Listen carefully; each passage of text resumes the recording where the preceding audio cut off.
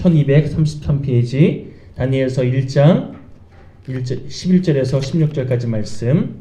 자, 한 절씩 교독하시고 마지막 16절은 함께 합독하겠습니다. 11절입니다.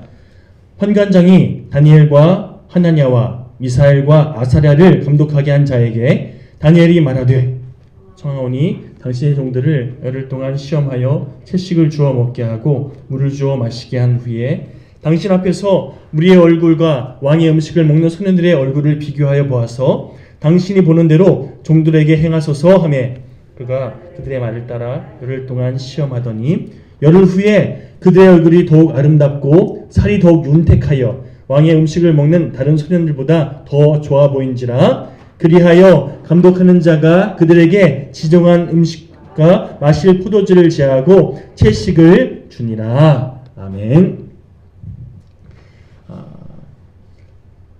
다니엘이 왕이 정한 음식을 거절하고 채식을 먹게끔 그렇게 요청했다. 이 내용은요, 다른 것이 아니라 그 당시에 바벨론 왕의 식탁에 올라가는 음식은요, 바벨론 사람들이 이렇게 숭배했던 우상 신전에 올라갔던 음식이었습니다. 그렇기 때문에 우상 신전에 올라갔다가 그렇게 우상에게 바쳐진 음식 내가 먹는 거 하나님 믿는 신앙에서 뭔가 좀 거리낌이 있다. 나는 그렇게 신앙적으로 거리낌이 있는 행동하지 않겠습니다. 다만 그런 음식 안 먹어도 내가 하나님께서 주시는 형통함으로 축복으로 더 건강하게 이렇게 쓰임받는 거 보여드리겠습니다. 요청했더니 결국 다니엘이 요청했던 것처럼 정말 하나님께서 그들에게 정말 더 좋은 결과물을 허락하신 걸 보고 환관장이 그래도 애들이 요구한 대로 계속 들어주겠다. 이렇게 응답하는 내용, 이게 오늘 본문의 내용입니다. 자, 존 맥스웰이라는 사람이 쓴 열매 맺는 지도자라는 책을 읽어보면요, 아주 흥미로운 에피소드들이 소개되는데 그 중에 하나가 어떤 교수님이 칠판에다가 수학 교수님인가 봐요. 어려운 수학 문제 하나를 쭉 써놓고 우리가 고등학교 때 수학 문제 딱 써놓고 이거 그냥 몇 분 안에 푸는 그런 문제가 아니라 박사학위 정도 되는 수학 문제는 굉장히 어려워서 며칠이 뭡니까? 아주 오랜 시간 동안 풀어도 못 푸는 그런 문제들이 있다고 하더라고요. 박사 과정에 있는 그 수학 대학원생들에게 이 문제 아주 어려운 문제라고. 이거 정말 너무 어려워서 저명한 수학자들도 몇 년이나 소비할 정도로 정말 아주 어려운 문제인데 어쨌든 한번 풀어나 보자고. 혹시나 풀면 뭐 다행이고 정말 대단한 거고 아마 못 풀 거라고 이렇게 얘기하면서 여기 앉아있는 대학원생들에게 그 문제를 풀게 했다는 겁니다. 그렇게 한참 그 수학 문제를 풀고 있는데 한 5분 정도 지났을까요? 한 사람이 지각한 거예요. 그래서 서둘러 들어와 보니까 다른 친구들 다 앞에 칠판에 있는 수학 문제를 풀고 있거든요. 그래서 그냥 눈치 보다가 자기도 그 문제를 풀었다는 겁니다. 한참 시간 지난 다음에 그 교수가 문제 풀라고 제시하기 전에 이 문제는 풀리지 않은 문제라고. 그러나 혹시 모르니까 한번 풀기 위해서 애써보라고 그 얘기 듣고 나서 풀었던 많은 대학원생들이요. 푼 사람이 있었을까요? 없었을까요? 다 못 풀었다는 거예요. 그런데 한 사람만 풀었어요. 누가 풀었을까요? 늦게 온 사람. 자, 수많은 대학원생 중에서 유일하게 그 문제를 풀 수 있었던 그 사람은 왜 풀 수 있었을까요? 그 사람이 특출난 수학의 천재이기 때문에 뭐 그럴 수도 있지만 이 책에서 이렇게 소개하더라고요. 다른 사람들은 이 문제는 풀 수 없다라는 전제를 듣고 시작했다는 거예요.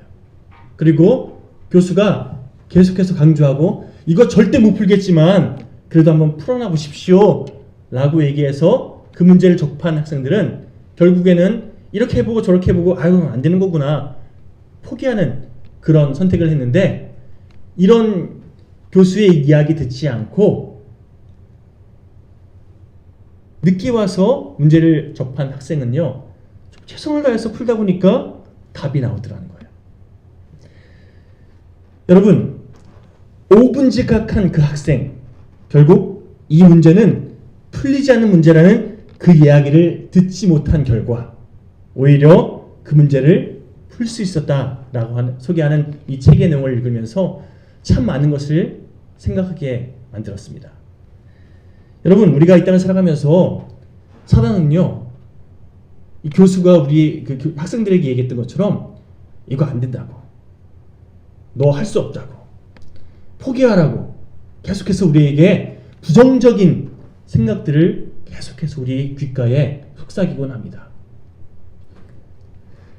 우리가 가지고 있는 선입견들, 우리에게 쇠뇌시키는 그런 음성들, 너 그거 해결할 수 없다고, 안 된다고, 예전에 해봤다고, 우리 가정 이제 회복 안 된다고, 나 이제 끝났다고. 여러분, 끊임없이 우리에게 속삭이는 이 음성들, 결국 이 음성에 굴복하고 쓸어 넘어지는 그런 안타까운 인생들 얼마나 많습니까? 하지만 여러분, 이런 세상의 소리에 휘둘리지 않고요, 오히려 하나님께서 주신 희망적인 소망의 메시지를 붙잡고 내가 너와 함께한다, 내가 너를 일으켜 세울 것이다. 오늘 함께 찬양했던 것처럼 매일매일 조금씩이라도 우리를 새롭게 성장시켜 하시는 그 하나님의 일하심을 기대하면서 결국 승리케 하시는 하나님의 은혜를 누리는 인생, 이것이 신앙인의 삶의 모습인 줄 믿습니다. 간절히 바라는 것은 저 여러분들이 하나님을 의지함으로 이런 하나님께서 하신 유익을 매 순간 삶 가운데 누리는 복된 신앙인들 되시기를 간절히 축원드립니다. 자, 오늘 본문에서 다니엘이 처한 상황은요, 바벨론에 의해서 다니엘이 속해 있던 이스라엘이 멸망당한 이후에 포로로 끌려간 이후의 상황을 소개합니다. 다니엘이 이때 청소년기였어요. 10대 소년이었다는 거죠. 요즘 10대 소년들 보면 뭐랄까요?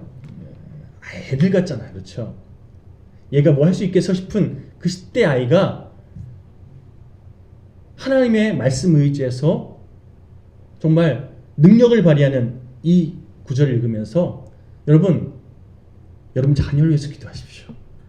하나님, 마냥 어린이 같은 그냥 소극적인 그런 모습으로가 아니라 정말 하나님의 말씀 의지에서 하나님 능력 안에서 하나님의 뜻을 이루어가는 그런 능력의 10대, 능력의 20대, 능력의 30대 우리 자녀가 그렇게 하나님께 쓰임받는 인생 되기 바랍니다. 하나님의 능력에 아름답게 쓰임받는 복된 인생 되기 원합니다. 기도할 때에 그 하나님의 일하심을 경험하게 될 줄 믿습니다. 여러분, 그 당시에 많은 사람들이 이렇게 떠들어댑니다. 하나님은 죽었다. 만약 하나님이 살아계시다면 우리가 이렇게 망할 수 없는 거다. 하나님이 죽었거나 아니면 우리를 버리셨다 하면서 하나님을 원망하는 많은 사람들의 아우성이 있었습니다. 그도 그럴 게 하나님이 우리를 보호해 주셔서 우리는 끄떡없다고 주장했던 이스라엘 백성들이었는데 바벨론이 그들을 멸망시켰잖아요. 하나님이 이제 안 계신 것 같아요. 우리를 보호하신 하나님이 없다고 생각되는 거죠. 아니면 우리를 버렸거나. 그러니 어떻게 우리를 버릴 수 있냐고 하나님을 원망하고 우리가 이렇게 능력 없는 힘없는 하나님을 우리가 의지했어 하면서 그렇게 막 아우성을 치는 사람들이 굉장히 많았다는 겁니다. 그런 시대에 여러분, 자신들의 범죄함으로 인해서 하나님과 상관없이 살았던 그들의 죄의 대가를 하나님께서 이렇게 바벨론을 통해서 징계를 통해 회복의 단계로 허락하신 이 과정들에 대해서 여러분, 당장 뭔가 어려움이 생기면요, 우리는 그 어려움에 시선을 집중해서 내가 왜 이런 일을 경험해야 되냐고 막 원망하고 속상해하고 무너져 있길 선택하는 우리의 연약함이 이런 이스라엘 모습과 맞닿아 있지 않습니까? 하지만 이 과정을 통해서 하나님께서 나에게 무엇을 말씀하시는지, 또 어떠한 은혜의 과정들을 예비해 두고 계신지 깨닫는다면, 여러분 오늘 본문에 소개하고 있는 다니엘처럼 매 순간 하나님 안에서 바른 선택으로 그 삶을 채워가게 되는 줄 믿습니다. 교수님이 칠판에 어려운 문제 하나 쓰고 나서 이거 어려운 문제예요, 풀 수 없어요, 한두 마디 던진 정도가 아니라 그 당시는 아주 부정적인 메시지들, 우린 끝났다, 이런 아우성들이 가득했던 시대였습니다. 그럼에도 불구하고 다니엘은요, 세상의 그 부정적인 소리에 귀를 기울이지 않고 하나님의 뜻, 하나님의 음성에만 내가 시선을 고정하겠다, 내 마음을 온전히 하나님께만 그렇게 향하게 하겠다, 스스로 마음을 정했습니다. 그래서 하나님께서 나에게 무엇을 원하시는지 매 순간 분별하며 하나님의 뜻을 붙잡았더니, 그런 다니엘을 통해서 하나님께서 어떤 일을 이루시는지를 소개하는 게 바로 다니엘서 이야기 아닙니까?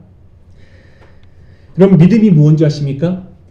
믿음은요, 믿음에 대해서 잘 정의하고 있는 성경 구절도 많이 있지만, 저는 개인적으로 고린도후서 4장 7절 말씀이 참 의미 있다 생각합니다. 제가 봉독해 드릴게요. 우리가 이 보배를 질그릇에 가졌으니 이는 심히 큰 능력은 하나님께 있고 우리에게 있지 아니함을 알게 하려 함이라. 믿음은요, 능력은 하나님께 있고 나에게 있지 않은 것을 인식함으로 하나님을 의지하게 선택하는 게 믿음이에요. 내게 해결할 능력이 없기에 해결할 수 있는 능력이 있는 분을 의지하는 것, 이게 믿음 아닙니까? 여러분, 내가 직면한 문제가 얼마나 큰지 이건 별로 사실 중요하지 않습니다.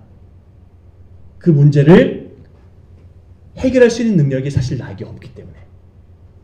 예를 들어서 앞서 설명해 드렸던 그 대학원생들이 풀었던 문제, 초등학교 3학년에게 풀어보라고 하면요, 여러분 초등학교 3학년은 그 문제 풀 수도 없죠. 이제 막 더하기 곱하기 정도 하는 그런 친구들이 대학교에 그 연산 수칙 어떻게 풀 수 있겠습니까? 그러면 초등학교 3학년 학생에게 중학교 3학년 문제 풀라고 하면 풀 수 있을까요? 좀 더 수준 낮춰서 중학교 1학년 문제 풀라고 하면 풀 수 있을까요? 좀 낮춰볼까요? 초등학교 4학년 문제 풀라고 하면 풀 수 있을까요? 물론 뭐 선행학습 받은 친구들은 풀 수 있겠죠. 그런데 정상적인 아이들이라면 어려운 건 똑같지요.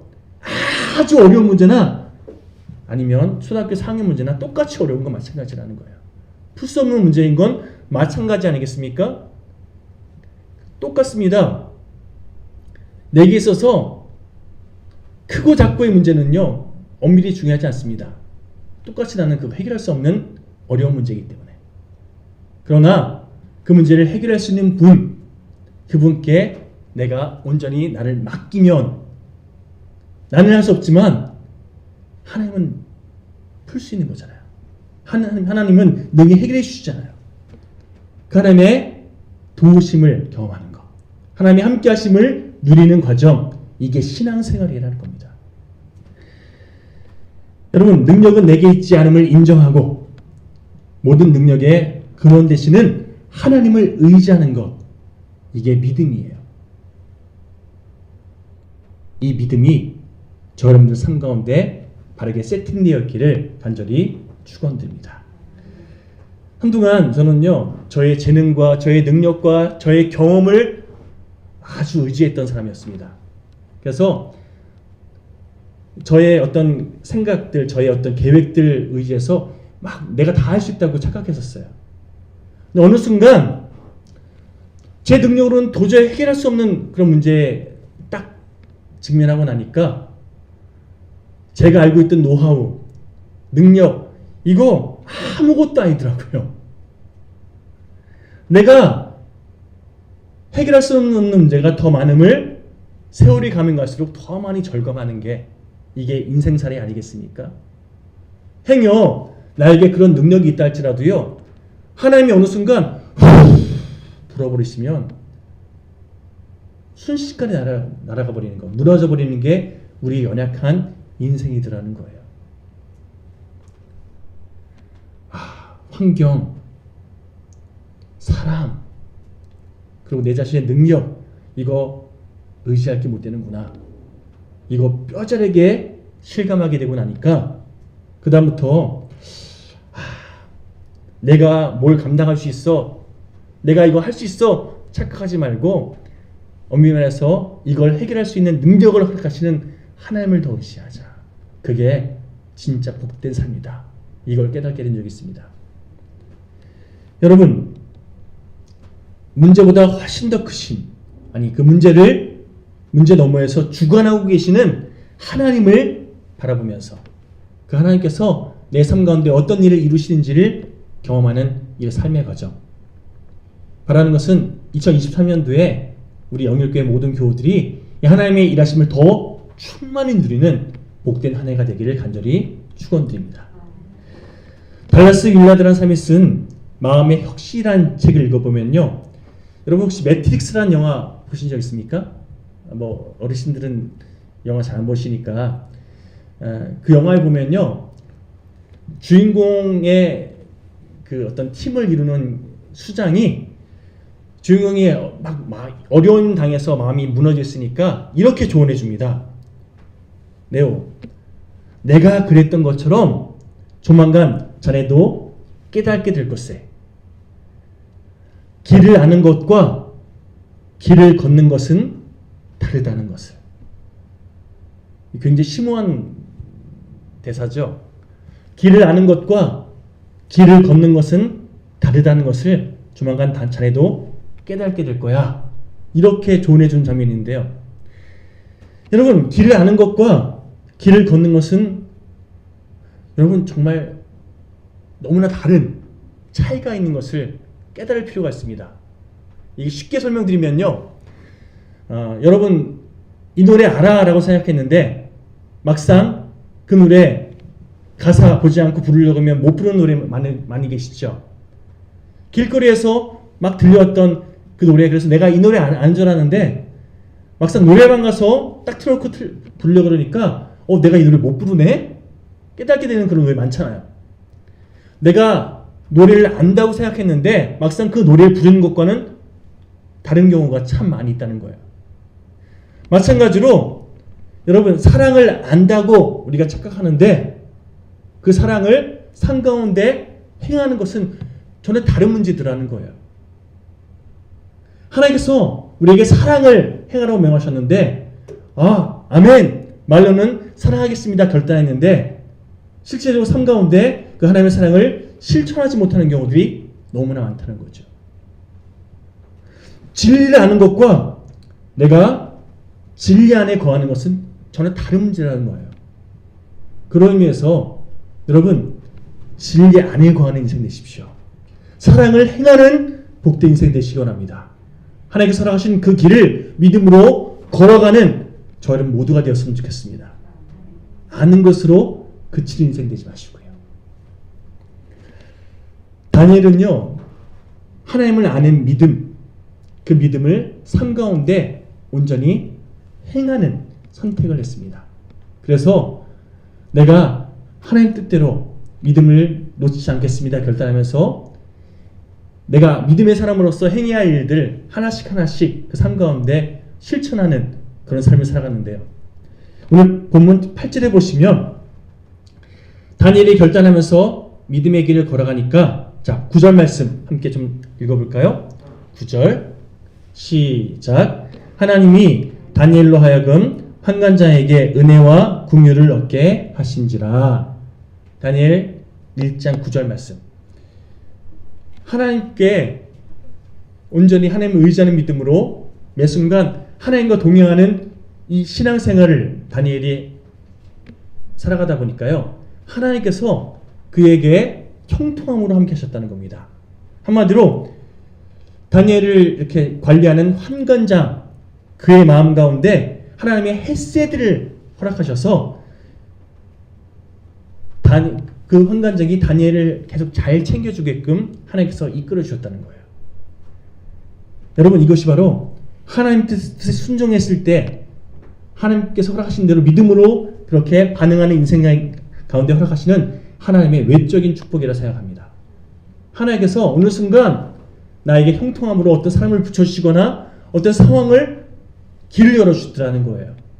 내가 그 믿음의 길을 걸어갈 수 있도록 하나님께서 계속해서 도와주신다는 거죠.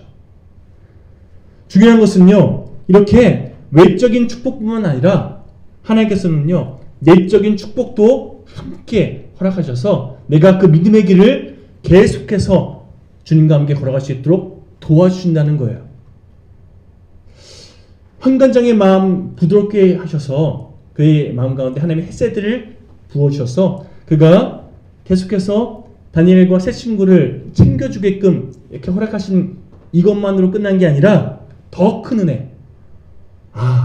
하나님께서 정말 나와 함께 하시는구나, 이 확신을 다니엘이 붙잡을 수 있도록 내적인 축복도 허락하셨는데요.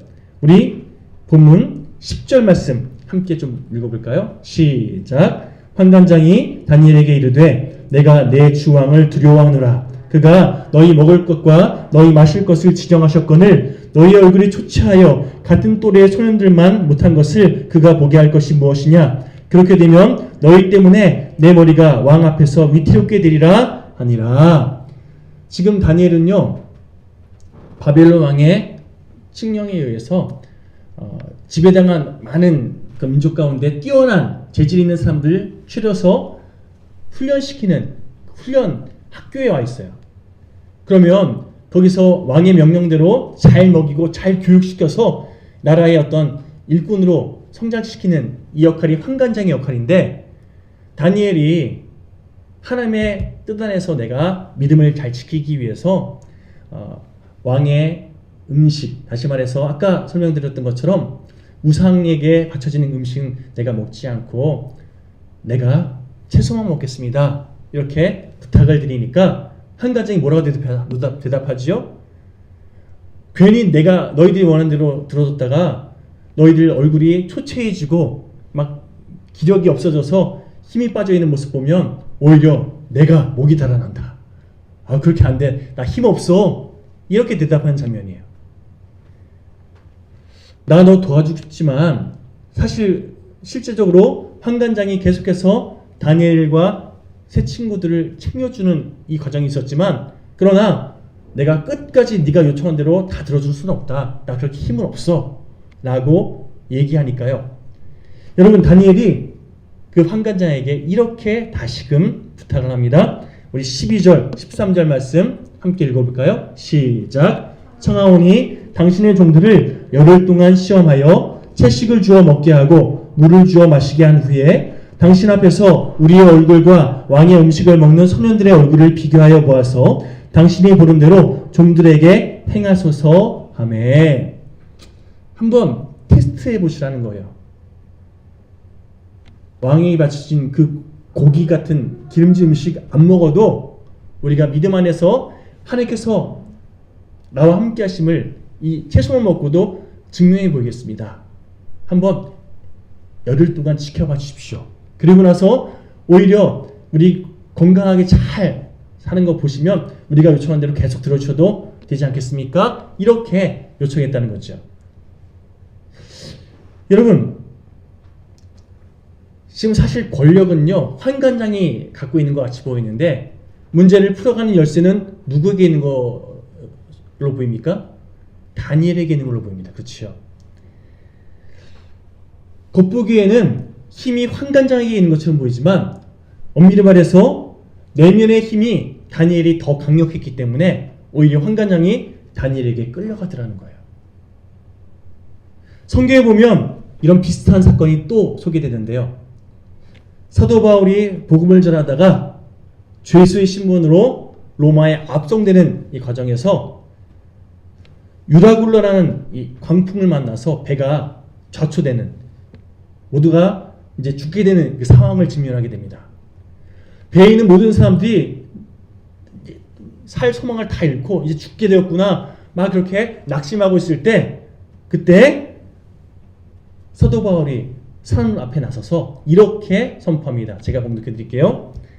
일어날 동안 해도 달도 보이지 아니하고 큰 풍랑이 그대로 있음에 구원의 여망마저 없어졌더라. 여러 사람이 오래 먹지 못하였음에 바울이 가운데 서서 말하되 여러분이여 내 말을 듣고 글에 대해서 떠나지 아니하여 이 타격과 손상을 면하였다면 좋았을 뻔하였느니라. 내가 너희를 권하노니 이제는 안심하라. 너희 중 아무도 생명에는 아무런 손상도 없겠고 오직 백분이리라. 내가 속한 바 곧 내가 섬기는 하나님의 사자가 어젯밤에 내 곁에 서서 말하되 바울아 두려워하지 말라. 내가 가이사 앞에 황제예요.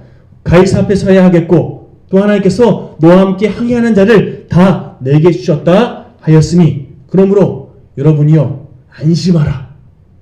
나는 내게 말씀하신 그대로 되리라고 하나님을 믿노라 라고 담대하게 배에 있는 사람들에게 선포했더니 사람들이 모든 것을 다 잃은 것처럼 살소망을 잃었던 그 많은 사람들이 죄수의 신분이었던, 그래서 평소에는 그 말을 기울이지도 않았던 이 바울의 말에 많은 사람들이 힘을 얻고 살소망을 얻게 되는 이 다음 과정들이 펼쳐지더라는 거예요. 여러분, 영적인 영향력이 내면에 힘이 있는 인생, 세상적으로 힘없어 보이고 아무런 영향력 없어 보인다 할지라도요, 결정적인 순간에 하나님의 능력으로 말미암아 많은 사람들을 이끌어가는 그런 영향력을 발휘하는 인생으로 하나님께 쓰임받는 줄 믿습니다. 우리 영육교회 모든 교우들이 각자의 삶의 자리에서 그렇게 하나님께서 허락하시는 내면의 강력한 능력으로, 믿음의 확신으로 많은 사람들에게 선한 영향력을 끼치는 복된 인생을 되시기를 간절히 축원드립니다. 여러분, 요즘 교회가 어려움을 겪는 것은요, 엄밀히 말해서 이 내면의 능력이 점점 사라지기 때문 아닐까 싶습니다.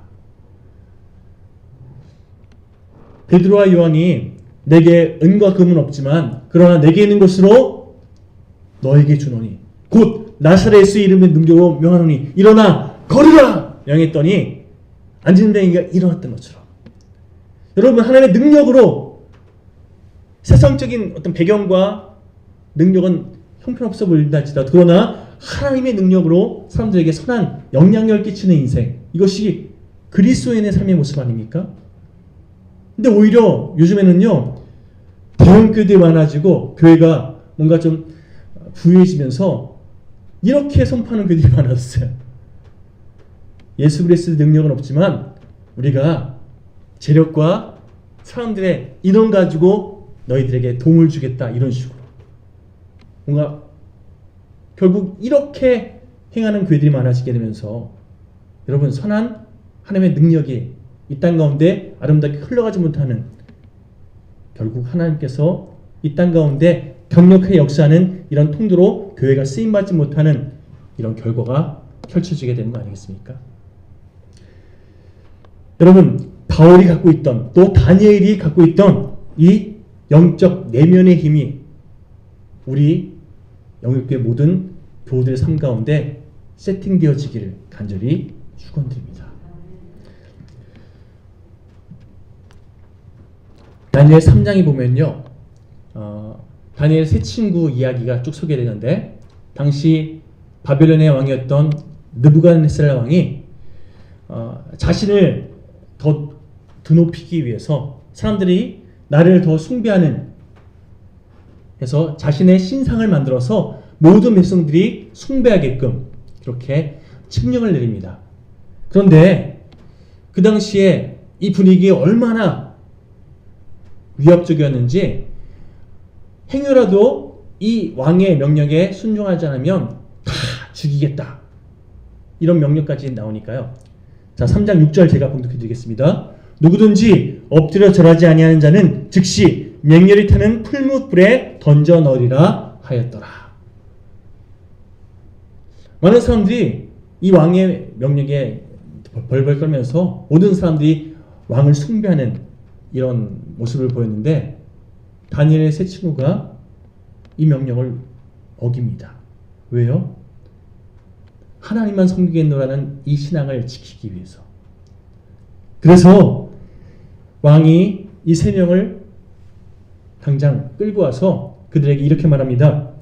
너희가 만일 절하지 아니하면 즉시 너희를 맹렬히 타는 풀무불 가운데 던져 넣을 것이니 능히 너희를 내 손에서 건져낼 신이 누구에게 있느냐 하니. 다시 한번 기회 줄 테니 내 신상에 절해라. 마지막 위협을 한 거예요. 그때 세 친구가 이렇게 고백합니다.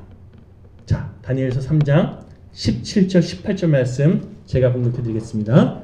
왕이여, 우리가 섬기는 하나님이 계시다면 우리를 맹렬히 타는 풀무불 가운데에서 능히 건져내시겠고 왕의 손에서도 건져내시리이다.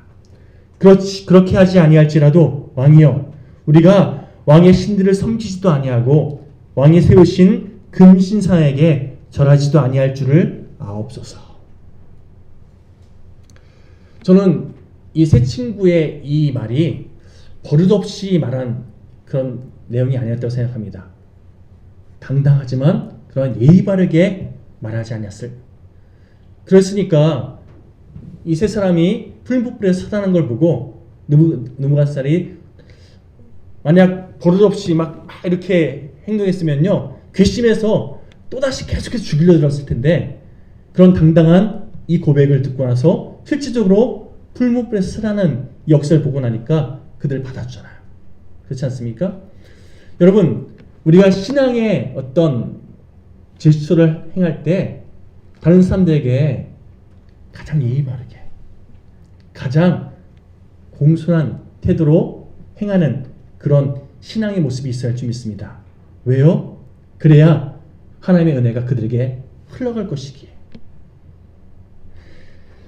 여러분, 여기서 우리가 중요하게 붙잡아야 할 핵심은요, 행여 그렇게 하지 않으실지라도, 예전에는 그리 아니하실지라도 라는 이런 구절로 해석됐는데요, 이 그리 아니하실지라도의 믿음, 하나님께서 우리를 건져 주실 줄 믿지만 행여 그리 아니하실지라도 거기에는 우리가 미처 깨닫지 못하는 하나님의 뜻인 줄 믿습니다. 그래서 나는 그 뜻에 순종하겠습니다. 이 믿음의 고백으로 왕이 너 마지막 기회 줄 테니까 내 신상에 절해 라고 강요했을 때 아닙니다. 저는 믿음을 지키겠습니다. 이러면서 순교의 자리를 향해 나갔다는 거죠. 여러분, 우리가 타협하는 믿음이 아니라 주님 안에서 하나님의 뜻을 이루어가는 이런 결단과 실천이 우리 삶 가운데 있게 되시기를 간절히 축원드립니다. 결국에는요, 그런 우리의 삶의 선택을 하나님께서 사용하셔서 하나님의 살아계심을 다른 사람들에게 확증시켜 주시고, 또한 우리의 믿음이 결국 다른 사람들에게 아름답게 흘러갈 수 있도록 우리를 사용하실 줄 믿습니다. 오늘 본 말씀을 통해서 두 가지 기도 제목을 함께 끄집어내서 기도하는 시간 되었으면 좋겠는데요. 첫 번째, 여러분, 세상을 향한 자신감을 회복하십시오. 자꾸만 우리는 세상적인 기준으로 저 사람과 내가 비교했을 때 나는 뭔가 주눅이 들고 나는 아무것도 아니고, 여러분, 하나님 앞에서 하나님께 맡기신 그 상황 속에서 담대하게 대하십시오. 자신감 있게 처신하십시오. 나는 하나님의 사자다. 나는 하나님의 일꾼이다. 하나님의 손가발이다. 하나님의 도구이다. 하나님의 자녀이다. 라는 확신을 가지고 하나님께서 허락하신 그 상황 속에서 담대하게 처신하십시오. 자, 다니엘의 모습 12절 13절 말씀, 우리 다니엘서 1장 12절 13절 말씀 다시 한번 함께 공독해 보겠습니다. 시작. 청하오니 당신의 종들을 열흘 동안 시험하여 채식을 주어 먹게 하고 물을 주어 마시게 한 후에 당신 앞에서 우리의 얼굴과 왕의 음식을 먹는 소년들의 얼굴을 비교하여 보아서 당신이 보는 대로 종들에게 행하소서. 아멘. 자, 만약 다니엘이 이렇게 제안한 후에 10일 동안 근심하면서 시간을 보냈으면 어땠을까요? 내가 이렇게 말했는데 만약 결과가 안 좋으면 어떡하지? 막 이런 마음으로 시간을 보냈으면 어떤 결과가 나왔을까요?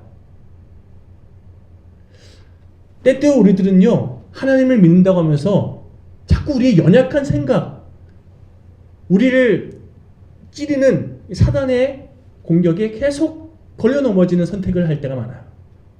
안 되면 어떡하지? 이거 이러면 어쩌지 하면서 계속 두려워하고 염려하고 근심하면서 시간을 그렇게 헛되이 낭비하는 그런 경우들이 많다는 겁니다.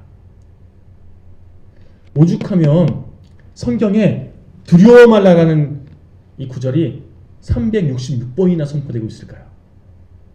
어떤 분이 그러더라고요.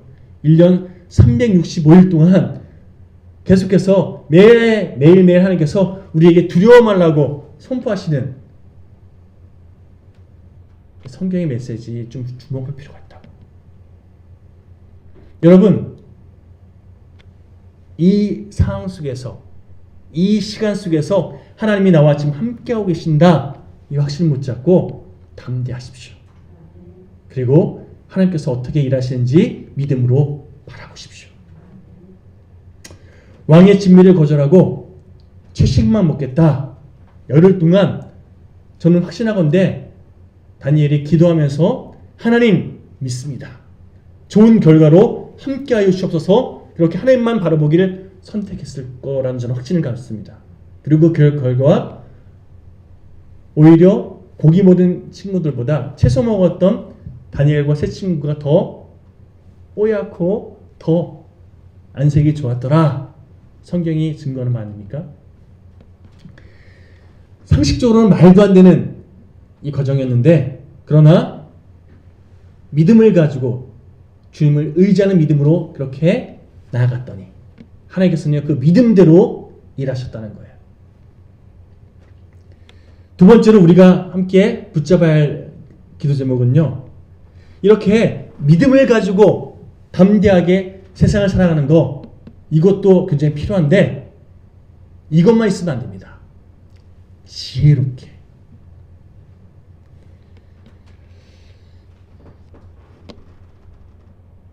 언젠가 자동차 회사 가운데 브레이크 고장으로 인해서 한 가족이 그렇게 사고로 죽은 자동차가 있었어요. 그 자동차 이 브레이크 고장, 이게 결국 문제가 돼가지고요, 대대적인 리콜 이렇게 진행했던 회사가 있었는데요. 여러분, 아무리 잘 나가도 사실 그 회사가 굉장히 성능 좋은 자동차로 유명했던 회사거든요. 그런데 아무리 성능이 좋다 할지라도 브레이크가 제대로 작동하지 않으면 여러분, 그거 좋은 자동차가 아니라 오히려 위험한 자동차잖아요. 마찬가지로 우리에게 아무리 능력 있는 담대한 믿음이 있다 할지라도요, 그 믿음을 지혜롭게 삶 가운데 적용하는 능력이 없으면 여러분, 이게 오히려 독이 되는 경우가 있습니다.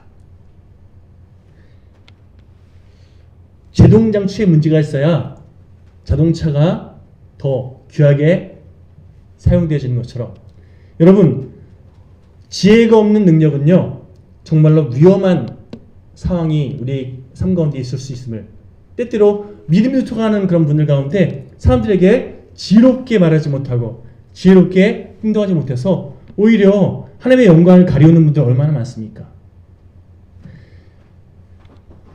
내적인 영적인 능력과 그 영적인 능력을 세상 사람들에게 아름답게 흘려보낼 수 있는 지혜가 함께 내재된 복된 그리스도인, 이것이 우리의 삶의 순간순간들 되었으면 좋겠습니다. 여러분, 그런 의미에서 매 순간 이렇게 구하십시오. 야고보서 1장 15절입니다. 너희 중에 누구든지 지혜가 부족하거든 모든 사람에게 후히 주시고 꾸짖지 아니하시는 하나님께 구하라. 그리하면 주시리라. 하나님께 구하십시오. 지혜를 구하시고 능력을 구하십시오. 하나님, 내가 이 상황 속에서 하나님의 지혜로 바르게 분별할 수 있도록, 하나님의 능력으로 감당할 수 있도록 도와주시옵소서. 구할 때에 하나님께서 허락하시는 그 지혜와 능력을 경험하게 될 줄 믿습니다. 여러분, 어거스틴이라는 사람이 이런 말을 했습니다. 논쟁할 사람은 논쟁해라. 나는 하나님을 놀라워하겠다.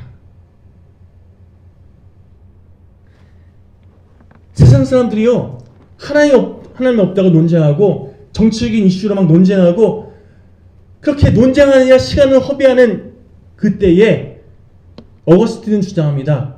나는 그 논쟁할 시간 아깝다는 거예요. 오히려 하나님을 놀라워하는 시간들로 채워가겠다는 거예요. 예를 들어서 여러분 태평양에서 멸치 한 마리가 태평양 여기에 물줄기는 어떻네, 여기 어류 상태는 어떻네 이러면서 막 논쟁하고 있으면 그것만큼 어리석은 게 있습니까? 멸치는요 태평양에서 그냥 누리고 있으면 되는 거잖아요. 마찬가지로 내 상황 속에서 이러쿵저러쿵 따지고 논쟁하고 판단하는 그 시간들을 오히려 하나님의 일하심으로 영광 돌리고 놀라워하며 하나님의 그 은혜에 대해서 감사함으로 채워가는 우리가 될 때 하나님은요 더 좋은 것으로 더 귀한 것으로 우리 삶을 채워가실 줄 믿습니다. 여러분 논쟁할 사람은 논쟁해라. 나는 하나님을 놀라워하겠다 라고 고백한 어거스트의 이 고백이 저 여러분들의 삶의 고백되었으면 좋겠습니다. 매 순간 하나님의 은혜에 감사하며 그 은혜에 기쁨으로 반응하는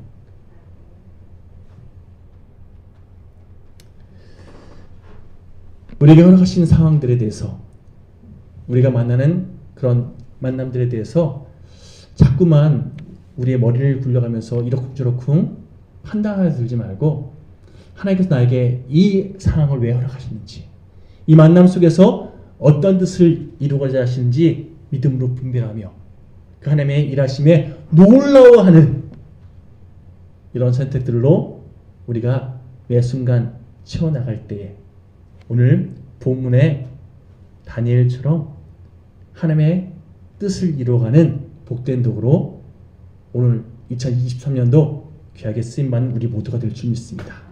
자, 이 시간 함께 기도할 때 하나님 세상을 향한 자신감을 회복하게 하여 주옵소서. 내 자리 세상적인 어떤 지위 이거에 짓눌리지 않게 하시고 오히려 내적 능력으로 담대하게 하나님의 도구로서 매 순간 담대하게 매 순간 쓰임받는 제가 되기 원합니다. 주여 하나님의 능력 허락하여 주옵소서. 더불어서 하나님의 지혜로 현명한 선택을 할 수 있도록 바르게 분별하며 하나님의 뜻을 이루어가는 제가 될 수 있도록 그래서 주님께 더욱 영광 돌리는 우리가 될 수 있도록 도와달라고 이 시간 하나님의 지혜와 하나님의 능력을 구하며 간구하는 우리 모두가 되었으면 좋겠습니다. 함께 시간 기도할까요? 제가 먼저 기도하고 여러분 각자의 기도 제목을 붙잡고 또 말씀을 되새기며 함께 기도하심으로 여러분 삶의 자리로 돌아가는 시간 되었으면 좋겠습니다.